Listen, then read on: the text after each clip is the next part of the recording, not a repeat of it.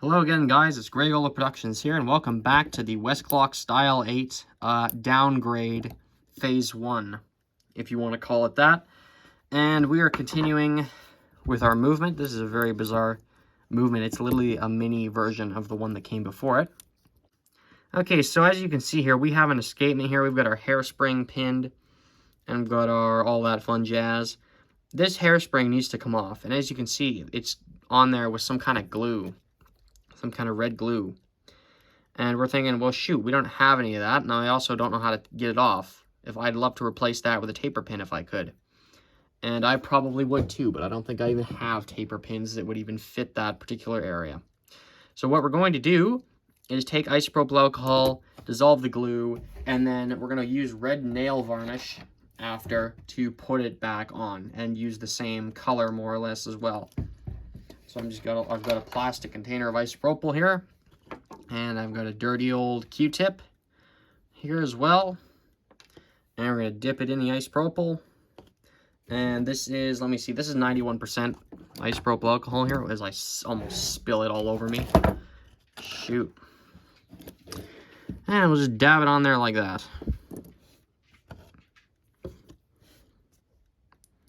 Yeah, and eventually it'll come off.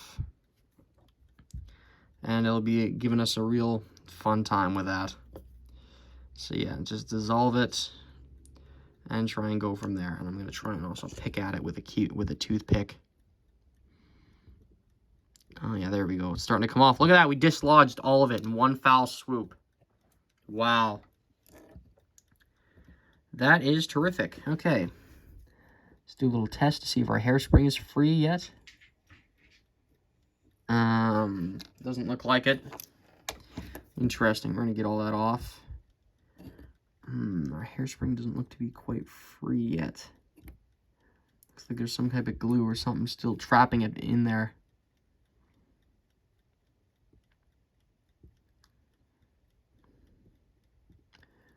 That is not good. Gonna get more on there. You want to be very careful when manipulating the hairspring because you might bend it out of shape and then you're in trouble. And let's just get all that in there.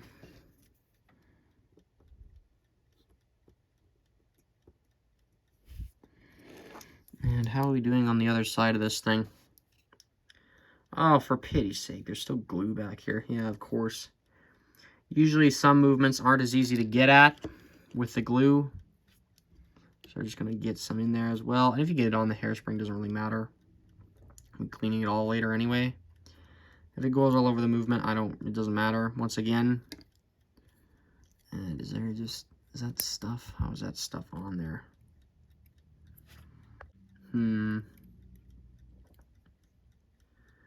Yeah, that's not any good, is it?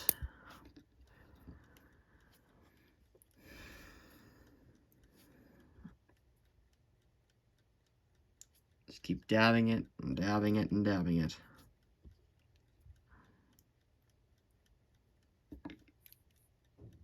Oh, there's the rest of the glue that just fell off. Let's see if this will actually come out now.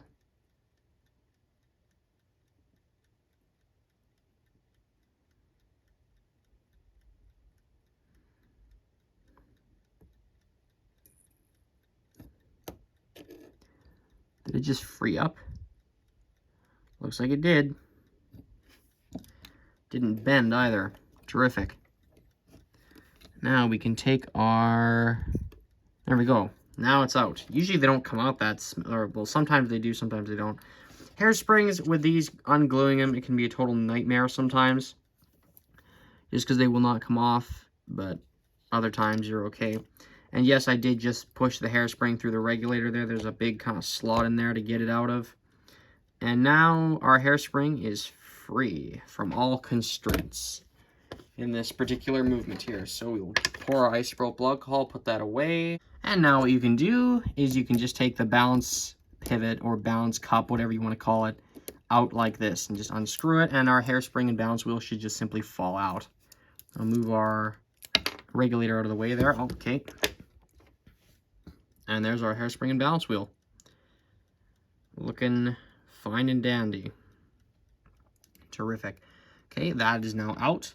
So slowly, you know, taking the thing apart, I'm still marveling at how light this movement is. And now we can actually get our plates apart. So let's just, before we do that, let's just take a minute just to see what gears go where. Because this is usually the most, quote-unquote, most complicated part of the movement. So we've got our escapement here. And, oh, by the way, you're going to want to do this from the view of you putting it back together. So this plate has the bolts on it. So this is the plate that'll pop off. And this will be the plate that you'll be putting the gears back on, like from this view here. So you're going to want to know what that looks like. So let's look at this here. We've got our pallet fork. We've got our escape wheel. We've got our first wheel, I think second wheel goes directly into the center wheel there. And how does this alarm mechanism work here? Got our center wheel. Then there's the stopworks wheel, one of them. And then there's the hammer, which kind of goes right up along. Oh, and this also acts as the alarm escape wheel too. Okay, that makes sense to me. I don't know about you, but I think this. Wait, what the heck is going on here? Oh, sorry. I thought there was a knob attached to this for a minute. If there were a knob attached to that, either you'd have to get the knob off, which would be the preferred way to do it, or you'd somehow probably end up breaking the movement trying to get that wheel off. Because usually pressed on wheels like that usually never come off. They're usually riveted on. So yeah, you're pretty well stuck with that thing unless you can somehow get it off. Let's get our bolts off here. Never been loosened. Only been tightened, these bolts. There we go.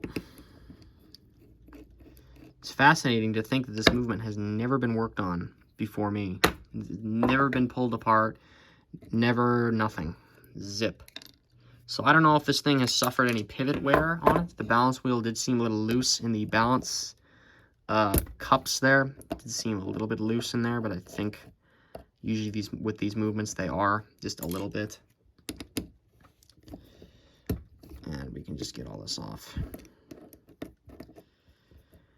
Okay, now we can get our movement apart. You know, pull it apart. And why are you not coming apart? Oh, shoot. I just realized I bent that. Oh, pity's sake. Okay, let's just unbend that. Bend that back. That's the thing with these plates sometimes. You pull the knobs off or whatever and you bend them. I think that'll still work fine either way.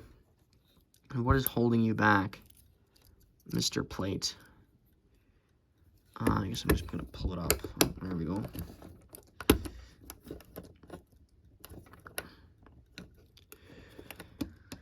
Oh, come on. Okay, there we go. A little tight there, but it came off. And there's our movement. Okay. And this here, what are you all about? I think that's the alarm, something or other. This goes right here, doesn't it? Shoot, I don't even know what this is. Okay, well that's something to do with our alarm here. I believe it just kind of, something fits in there like that. And then that's your alarm escapement. So that's our gear train right there. Look at how simple that is. This is a very minimal movement here. And you can see just, there's the stopworks on the other side. This wheel's riveted on. Yada, yada, yada. That's all well and good. And you can also see plate bends a little bit better from this view. That was dumb of me. But I guess what was I supposed to do, right? I mean, this thing had to basically come apart or else it wasn't going to run. Some of you may argue that you can easily ultrasonic clean these without disassembling them. And to you, I'd say, well, good for you, but that doesn't really work for me. I don't like doing that, you know. These clocks were designed to be serviced more so. I'm just taking note of the oil pattern here. I don't know what was there. Oh, I think it was this wheel here. Okay. Yeah, it's always kind of good to know, like, when you're taking these apart and if it's never been serviced, you can always kind of take note of where all the oil is. So, obviously, oil every pivot and then any other area with friction. This wheel here doesn't look like it's been oiled. There's where the spring barrel went in. Yeah, this is fairly stock standard, really. And yeah, this is why I just left the other knob on, because of this plate bend right here. So I don't want the plates, you know, coming down on the escapement and wrecking it somehow. Yeah, I think a little bit of revision is needed with that knob disassembly, but that'd be the basic idea of it anyway. Haven't wrecked anything. Okay, let's get our plates out of here, or get our gears out of here. So now, of course, that we've documented where they all are, and there's our center wheel, which does not have a knob on it, weirdly enough. These movements were designed to not have a knob in the center wheel. And unlike literally every other movement before it, there is a knob attached to our center wheel, and as you can see, it turns right there. Very bizarre stuff. And there's that. That comes out. Is this hammer going to pop out of here? Yes, it is. And this is not coming off, which is fair enough. We don't really need it to. Okay, let's clean it all up. All right, so like every other time on this channel, we're going to clean the clocks using Simple Green. And we've got Simple Green mixed with a little bit of water in here. And we're going to clean our movement this way. So we've got, first of all, we've got our little quote-unquote tea bag type thing. I don't even know what you'd call that. But that has a name, but I don't know what it is off the top of my head. We're going to put our really small, actually I'm going to close that because that smell. Simple Green smells okay, but it's not anything particularly amazing. Put our screws in there. And for those of you who don't have an ultrasonic, then you can just kind of, you can clean it by hand. You can still use Simple Green. I don't see why it wouldn't work. Yeah, that's, oops, and actually, you know what, I'm going to not put that in there. I don't think there's any other pieces that need cleaning there. Maybe the knob. Disinfect the knob. Put all that in there. Lock it up. And yeah. No, you can just have a little container of Simple Green and just clean it by hand. It's not really that big of a deal. Well, actually, I guess it kind of is a big deal for cleaning the hairspring, specifically. We're just going to put all our parts in there quick. Just get all that in there.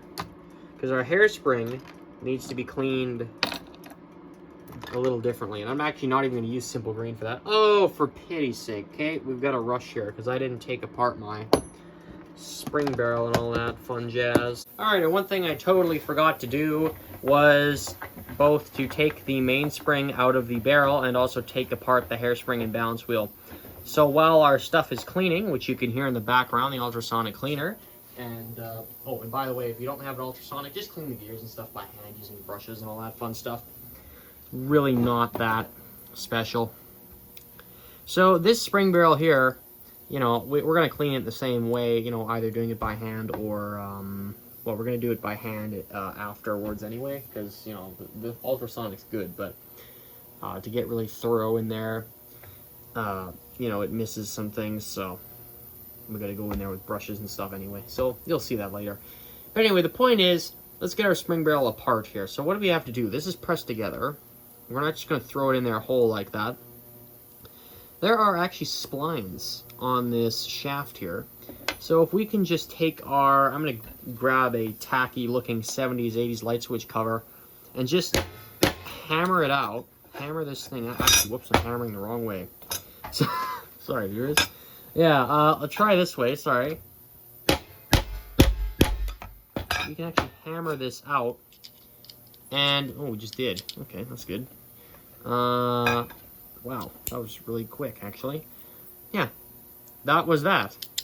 So, for those of you who were wondering about my previous, I don't know, Style 7 Big Bend series, and I mentioned something about spring barrels not coming apart and being hammered together, or pressed together, that's exactly what I was talking about right there.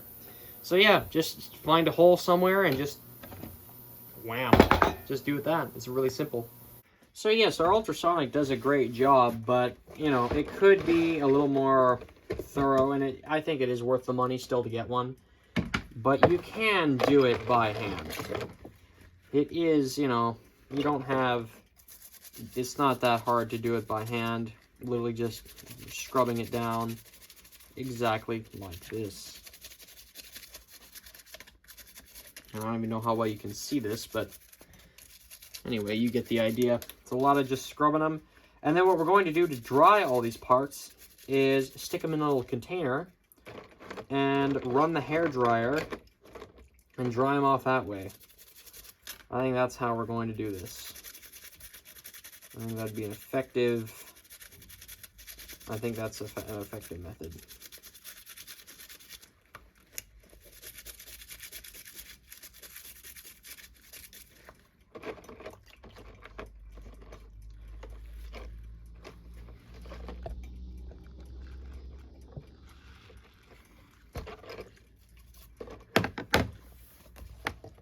To kind of show you guys what exactly I plan on doing here, it's just kind of taking a hairdryer and just doing it like that.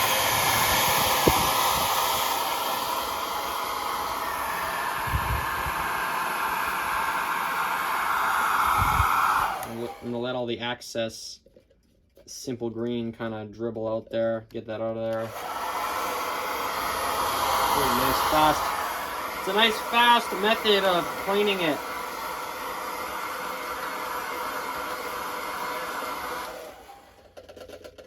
There we go, get that out of there.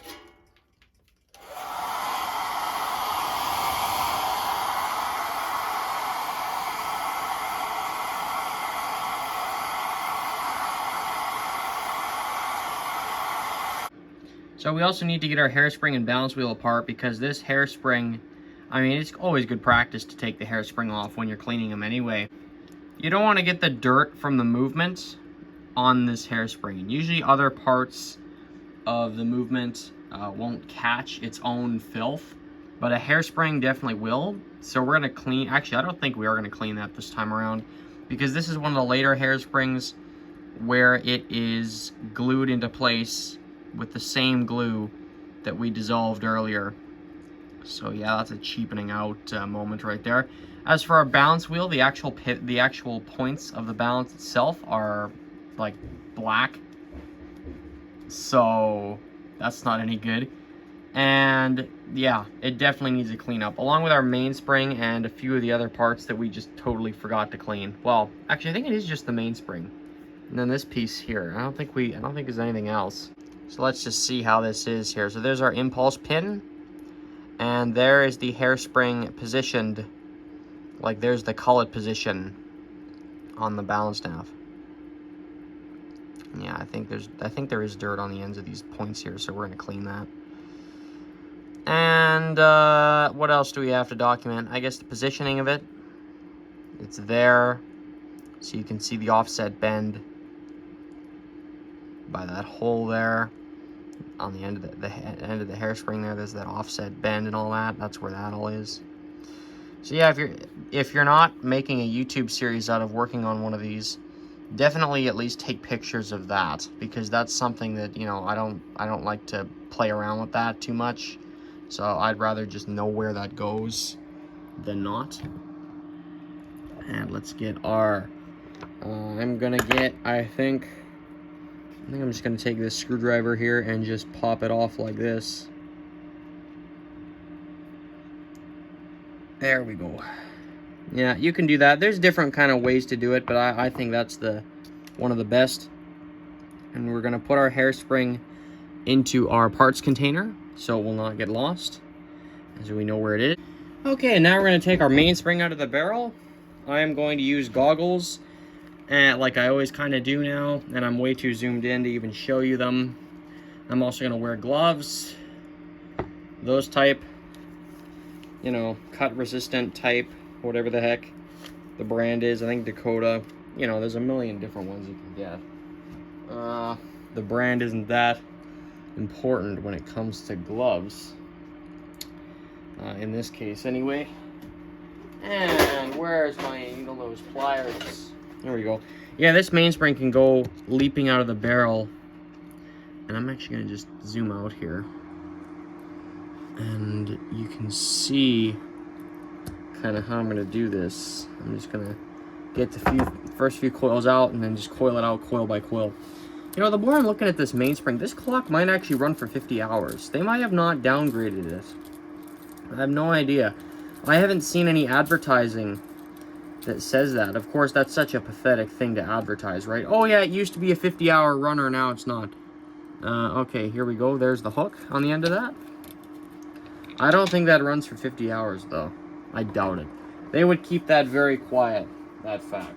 And I don't think people cared about it that much, considering you basically wind your clock every day anyway, or adjust it. I don't think anyone thought it was that great of an advantage to have a 50-hour mainspring. Alright, viewers, we are back, and yeah, we are going to put our movement together. One little tip I'm going to give you before we actually do so is something that I like to do, and I think a lot of you should probably get in the habit of it if you haven't already, is taking toothpicks and doing what's called pegging the pivots. So you take the toothpick and just put it in the pivot hole, and you can see if any dirt or grime comes out, and just do it as many times in each hole on both sides of each plate, as many times as it needs to be done until the toothpick comes out clean. So yeah, these holes are oiled, and oh, look at that. See that? There's dirt coming out of there. These could probably use one more pegging before I rebuild this thing. See, if I had just left it, we would have reassembled it with that bit of dirt in the hole there, and it could have either stopped the movement or been enough to actually wear the pivot down over the course of, well, probably years. Probably mess up the oil that we were going to put in there. I'm just going to peg this movement one more time and just make sure they're all actually clean. Oh, look at that. See, I already did this, and I'm doing it again here, and I'm pulling out more stuff still. So yeah, the oil can be tricky to get out sometimes in this scenario. Yeah, see, oh, there's not much coming out of there. There is some, though.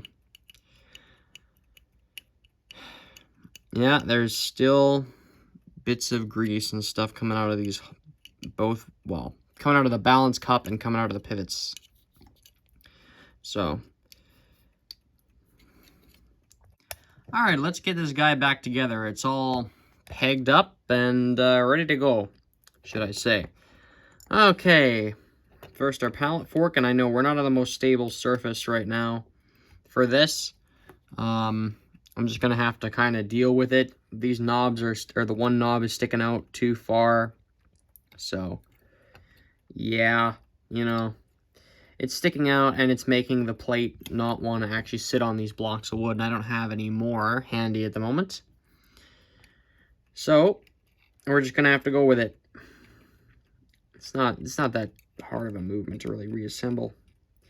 And you know, I kind of got to thinking about this thing a little bit more. What is the actual, like, model name of this particular movement? I don't know. What? Hold on. Before we actually get on to that, it appears I have not assembled something right. Great. Oh, I think I put the escape wheel on upside down. Okay. Okay, now that we've sorted that out, what is the actual model name? Like, obviously, we're calling it the Style 8. That's the collector's term. And I think to the public, it was just kind of known as the Big Ben with the oval, the oval Big Ben, whatever you want to call it. It was known by the oval for sure. But the specific variants of this, like with this movement here, like what is this movement called? This must have a name or a number or something. I mean, it would have been Big Ben still, but it must have had some kind of number or something like that. The actual base of the clock has a number, but I don't know if that's the number for the base or if that's the number for the actual clock itself. I don't know what that's all about. Honestly, we could call this Big Ben the Model 58 because there's it's a 58055, and I don't know what that 3 is all about. Yeah, I don't fully understand the Westclox serial numbers. Whoops, I think I forgot a piece. Yeah, I think I definitely did there. Yeah, the numbers are, whoops. The numbers are not that memorable because it's literally just random, meaningless numbers. At least styles 1 through 10, you could actually kind of, okay, this one came in this order.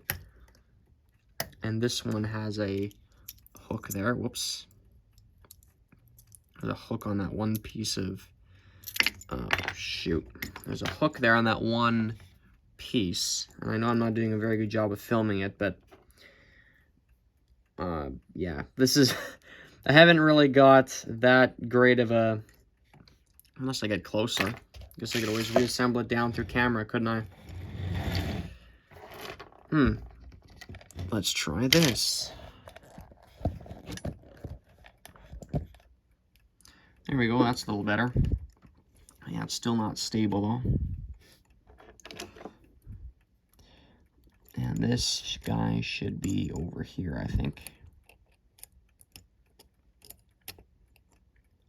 Or am I just putting this thing together wrong? That might be upside down.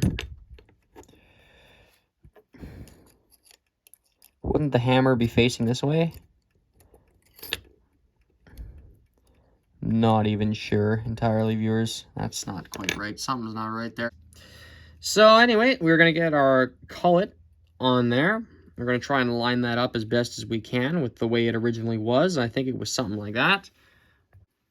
And what I do to actually push the cullet on is just kind of grab a spare movement plate, and just, there's a whole bunch of holes stamped in this thing.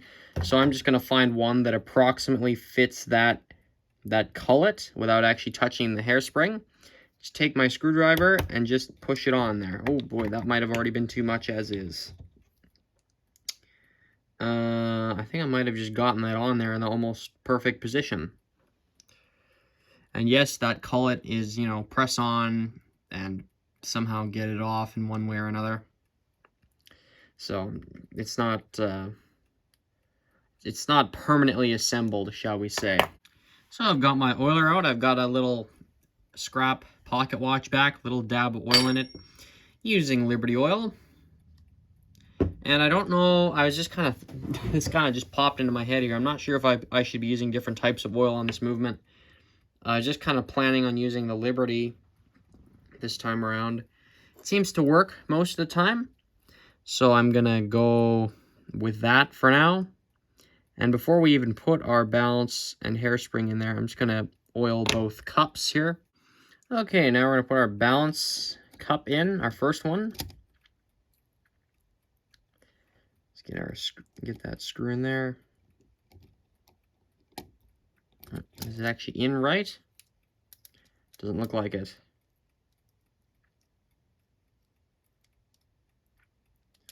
Yeah, sometimes you can strip the threads on these guys, and that's not fun.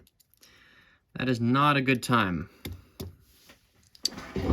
Totally accidental, of course, but yeah, no, you can. It's entirely possible if you don't screw it in quite right. Okay, there's that. I'll just unscrew it almost entirely, but not fully. And then what we can do is turn our movement one way or the other way or whatever. Turn it this way somehow, and then install our balance wheel, and I'll just show you how we're going to do that. All right, there we are. And we can get our balance wheel, we'll move our regulator out of the way, because it's usually in the way more often than not. Whoops, and our alarm hammer just freaked out there for a second. There we go. Okay, let's try that again. Get that in there. Whoops, don't want to get caught. Don't want to get the hairspring caught on any of it.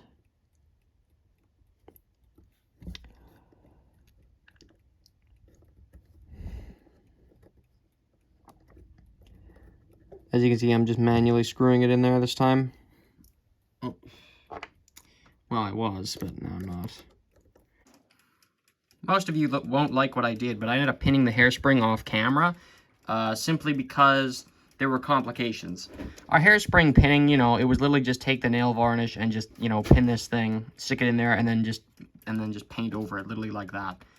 But there was a complication. Our balance cup was actually wrong. The screw that I put in there was not the balance cup. Like literally any balance cup ever, you know, you just screw it in. Well, I put the wrong screw in there. This balance cup here was actually stuck in another project. It somehow escaped the parts container, and I ended up putting this thing into a lamp. So yeah, we discovered that too late. Screwed the wrong screw in there. It was from a baby bin, the cup that I screwed in there. stripped out the thread, kind of, and I'm like, okay, you know what, I just kind of realized what was going on. There was a weird screw in that lamp that didn't go anywhere, that I thought went with it, but it didn't. Long story short, we ended up gluing the cup in there as well, or the balance screw, whatever you want to call it. So that's in there now too, using the red nail varnish. So if you ever run into that situation, I guess you can always glue it into place. And of course, we can always undo this using isopropyl alcohol. So I made it very obvious that this thing was, you know, glued in by covering it with nail varnish to some extent. And I believe, you know, it was just a matter of pushing it in there, making sure it was actually going to swing, and then just gluing it into place like that.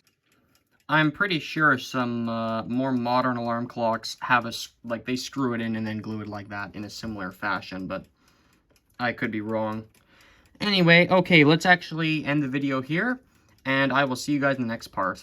Thanks for stopping by.